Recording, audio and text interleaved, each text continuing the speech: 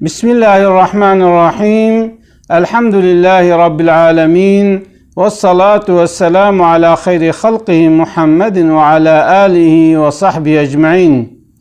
Kıymetli dostlar, İslam'a göre en mükemmel mümin kimdir? En iyi adam kimdir? Bu iki soruya cevap vermeye çalışacağız inşallah. Peygamberimiz sallallahu aleyhi ve sellem bir hadis-i şeriflerinde ekmelül mu'minine imanen ahsenuhum hulukan, İman yönünden en mükemmel, en zirve olan müminler ahlakı güzel olanlardır. Yani müminlerin en kamili ahlakı güzel olan müminlerdir. Peygamberimiz sallallahu aleyhi ve sellem de inneme bu'istu li utemmime mekarimel ahlak, ben güzel ahlakı tamamlamak için gönderildim buyuruyor.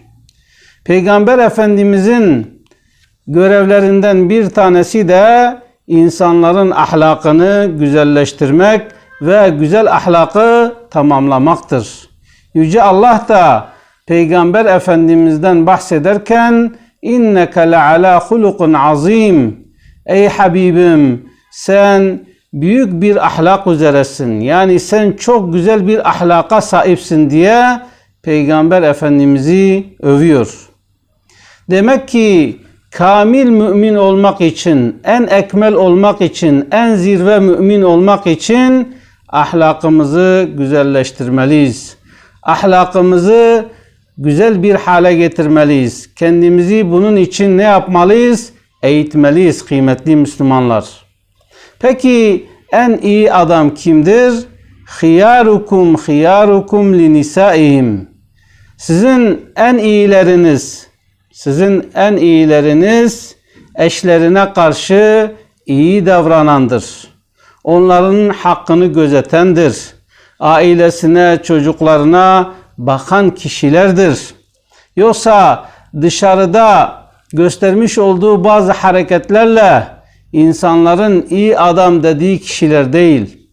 Yani bazı insanlar vardır dışarıda amiyane tabirle avarelik yaparlar. Dışarıda çocukların nafakasını harcarlar. İnsanlar da ne adammış be diye söylenirler. Halbuki iyi adamlar bu adamlar değildir.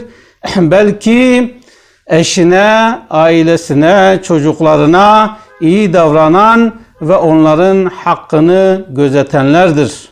Onun için kıymetli dostlar, bizim olmamız gereken şey Allah ve Resulünün bize tavsiye ettiği, bize emrettiği, bizden istediği şeyleri yapmaktır.